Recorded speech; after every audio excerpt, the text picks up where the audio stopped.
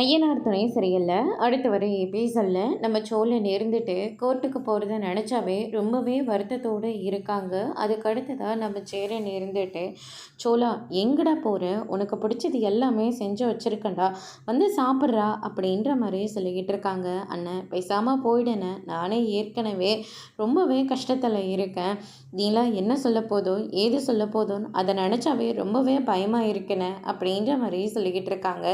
எதுக்கடா பயப்படுற, அப்படி எதுக்குமே நீ பயப்படாத, எல்லாமே உனக்கு சாதகமாக தான் நடக்கும்.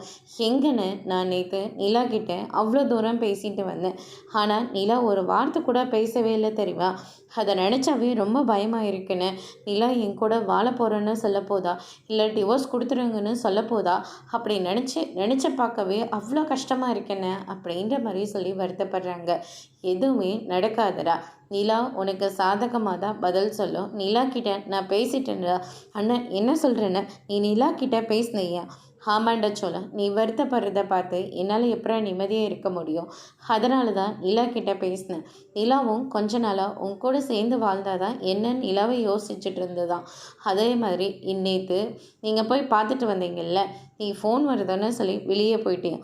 அதுக்கப்புறம் அவங்க லாயர்கிட்ட நாளைக்கு எனக்கு டிவோர்ஸ் கேஸெல்லாம் எனக்கு வேண்டாம், நான் சோழனோட சேர்ந்து வாழ போகிறேன் அப்படின்ற மாதிரி சொல்லிட்டு வந்துட்டாங்க. அதனால தான் அவங்க நாளையோட கடைசின்னு சொல்லியிருக்காங்களா அப்படின்ற மாதிரி நடந்த எல்லா விஷயத்தையும் சொல்கிறாங்க. சோழன் இதை கேட்டு ரொம்பவே சந்தோஷப்படுறாங்க. அதோடு இன்னைக்கான பிரம்ம முடிச்சிருக்காங்க.